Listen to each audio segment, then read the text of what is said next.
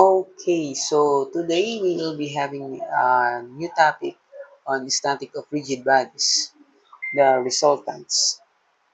So we have here a problem.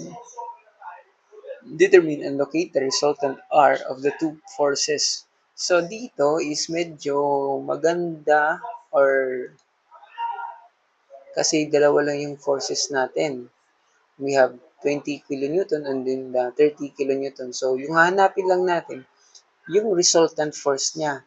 So, ibig sabihin, ng resultant force, yung kabuuang magiging pwersa nitong dalawa. Ano? So, syempre, para ito ng downward. So, ibig sabihin, yung resultant nito is downward. Kung balanse siya, kung balanse ito, itong beam na yan, kung balanse yung load niya, 20 kilonewton dito, tapos 20 din nito. So, ibig sabihin, yung kabuuang pwersa niya is 40, and then malulocate natin siya sa gitna. Kasi doon yung magiging resultant niya. Kasi balanse siya. 20-20. 20-20. So, yung magiging resultant niya is nasa gitna. Halfway. Ika nga. Kaya lang dito sa problem na ito is yung force natin is magkaiba 20 dito, 30 sa kabila. So, ibig sabihin, yung resultant natin, ito yung gitna from 3 meters. So, ibig sabihin, magmo-move tayo ng mga ilang metro or ilang centimeters papunta dito sa kabila kasi medyo mas mabigat itong 30 compare dito. So, ibig sabihin, yung resultant natin is lagpas siya ng gitna kung mula dito papunta doon. Lalagpas siya ng 3 meters. So, yun ang ano lang natin, mata-mata analysis. Mata-mata analysis lang natin yan. Wala tayong exact value. Yun yung hahanapin natin. Yun yung exact value na yan. Okay, so the resultant is summation of forces along Y. That is your resultant. So we have P1 and P2. Okay, so pababa silang lahat. So ibig sabihin, isa-sum up lang natin itong P1 at saka itong P2. Okay, that is 50 kilonewton. Okay?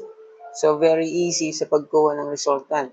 Yung problema natin is kung paano natin ilolocate itong resultant. Yung resultant. So, ibig sabihin, nandito yung resultant niya, dyan papalo. Kaya lang, hindi siya sa gitna, magmumove siya ng ilang metro or ilang centimeters kasi medyo mas malaki dito. Okay? So, ilang yung x na yan? So, hahanapin natin yung value na yan na x. Yan yung location ng ating resultant mula dito. So, pwede kang kumuha ng resultant mula rito kung depende sa tanong. Pero syempre, mas nasanay tayo na kukuha tayo dito para going to the right, no? Para ibig sabihin, tatama talaga tayo kasi we are going right. Tama yung landas na tinatahak natin. Sige. Okay. Ilan ba yung x na yan? So, paano natin yan isosolve? Pwede tayong mag-take moment. If we will take moment, yes, pwede. But, ang ano natin dito, yung pinapakilala natin is yung Varignum's theorem. Okay, yung Varignum's theorem. The Varignum's theorem says that the resultant multiplied by dx, or the distance where the resultant is located, is equal to the P1 and then the distance of this point. Kaya lang yung magiging reference point natin is dito. Okay? Magiging reference natin dito. Plus P2, itong P2 times the distance nitong P2. Okay, the distance is 6 meters. So, parang moment lang din siya, no? Kaya lang yung moment natin is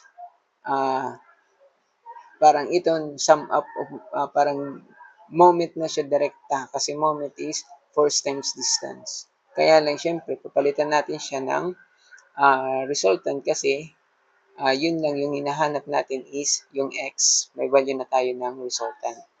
Okay, parang but Yung term na ito is Varignum's theorem.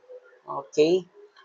So, replacing the value of r, that is 50, multiplied by the x, or your resultant location or distance.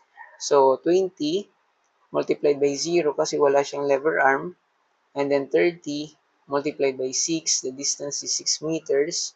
And we will get the value of x na, parang umulit lang na 3.6 meters. So, ibig sabihin, that is 3.6 meters mula rito papunta doon.